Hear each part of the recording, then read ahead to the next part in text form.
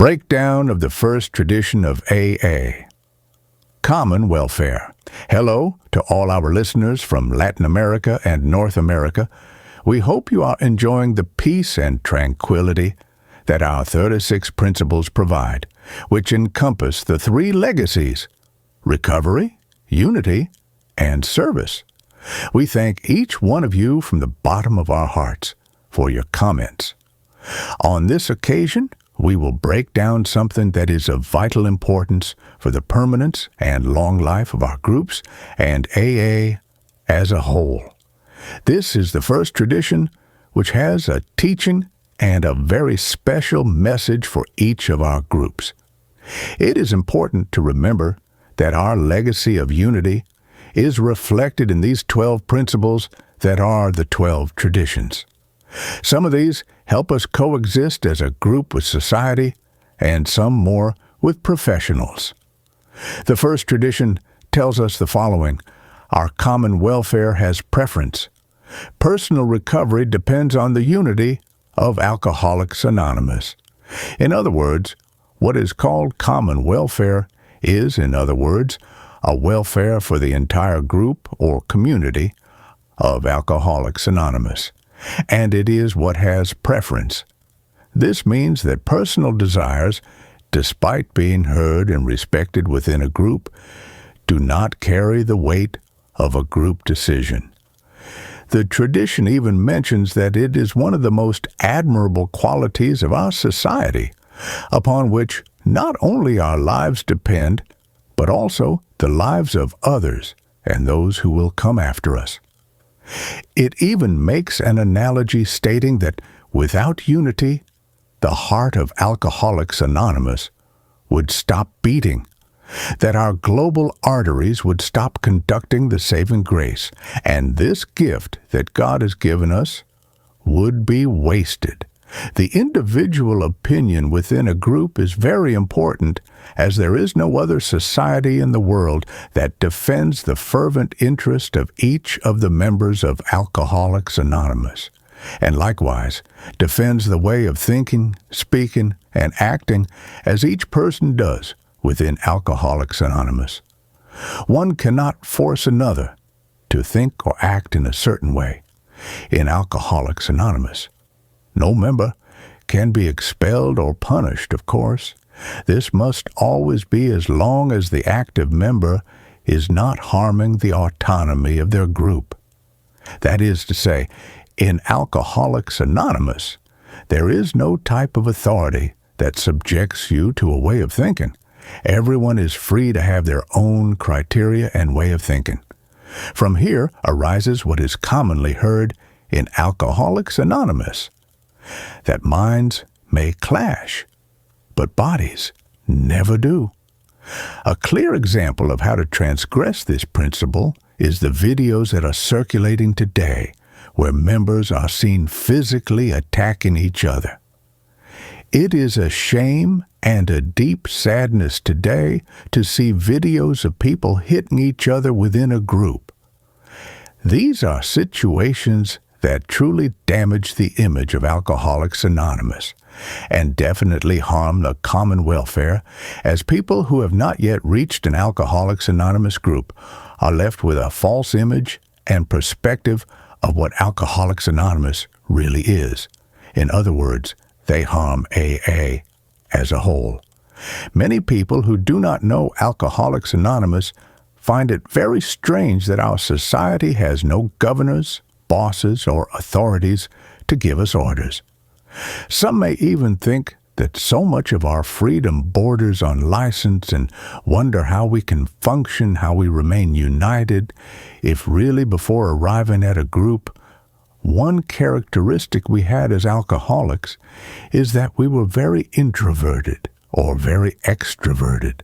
We were always extremists with our behavior within society, and even we were rejected from it, since we never wanted to adjust to the rules that were imposed on us. However, upon entering a group of Alcoholics Anonymous, we realized that the situation changed radically, and it was there that, for the first time, we began to work on our ungovernability in the social sense, and we gradually adjusted to the alcoholics and to the spiritual principles. This was due to the fact that if we deviated too much from them, the punishment was quick and certain. The individual would get sick and die. Let us remember that no personal sacrifice will ever be too great for the preservation of our society. We realize that we must pass this message first and foremost through ourselves, since we help ourselves more by transmitting this message, because there is nothing that assures our sobriety more than helping another alcoholic. We must pass this message because we cannot keep this precious gift to ourselves, since if the group or the Society of Alcoholics Anonymous does not survive, the individual would not survive either. It mentions the tradition that thousands of painful experiences have structured our society. This due to the fact that we have realized that if something harms the common good, it is individualism, or in other words, being selfish. It has destroyed entire nations in the pursuit of power and prestige. That is why, with this tradition, of course, maintaining ourselves united as a group, or as Alcoholics Anonymous as a whole, is what will keep us sober, not only us, but all the generations to come. We must not deprive all that renewing blood of the same opportunity that each of us has had to know this wonderful program. They are the ones who will follow these principles if we wish for our society to have a future in which the traditions are the guide to continue maintaining our groups and opening wherever possible, so that this message of life reaches every person who is being born at this moment and is predestined to be an addict or an alcoholic. Unity is the flame that we must not let extinguish, and this depends on each of us to stop being selfish and join the decisions of the group, even when they go against our personal desires. We have to set aside our personality, wanting to stop standing out, seeking power or prestige within a group, and simply be one more member, since in this way we can pass this message in the best way. This tradition tells us a very valuable experience and great teaching, which is the story of Eddie Rickenbacker, which, by the way, if you have not heard it or do not know anything about it, in the description part, we will leave you the audiobook of this wonderful experience for you to listen to it more deeply. But in summary, it mentions how in the shipwreck they had to make unity to stay alive, since if someone was too selfish in this situation, it would not only harm themselves, but the entire vessel where they were. They had to set aside each of the crew members' desires in this difficult situation in the middle of the Pacific waters. This experience gives us the preamble to make an analogy with Alcoholics Anonymous. We realize that we are those people who have survived the terror of alcoholism or the addiction that one may have, and that we have taken AA as the castaway takes the lifebuoy. And we realize that each of our group companions are crew members of the same vessel, and to survive, we will definitely have to stay united, since if someone wants to pursue their personal desires, it will be the fate of our group, and deprive all those people who are still suffering from alcoholism or addiction. Many of us have witnessed the closure of groups for not putting this tradition into practice, and it is painful to see this situation.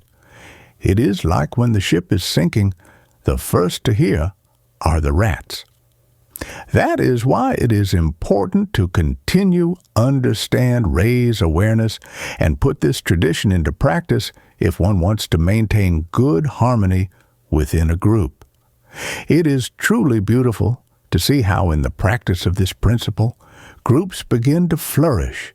They begin to grow both in membership and spiritually for each of our companions. The tradition is very clear. The first tradition is very clear. No one owns a group.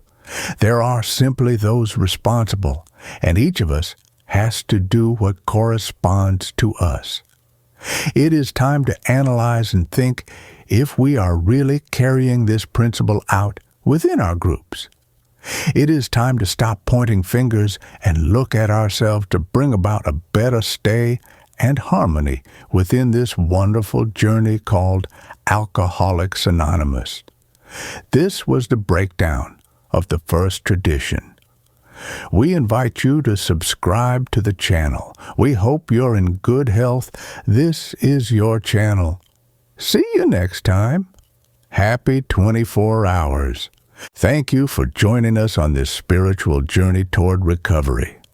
If you have found value in our content and would like to continue exploring topics related to Alcoholics Anonymous and personal transformation, we invite you to subscribe to our channel. Don't forget to turn on notifications to receive alerts for our new videos. Together, we can build a community of support and hope.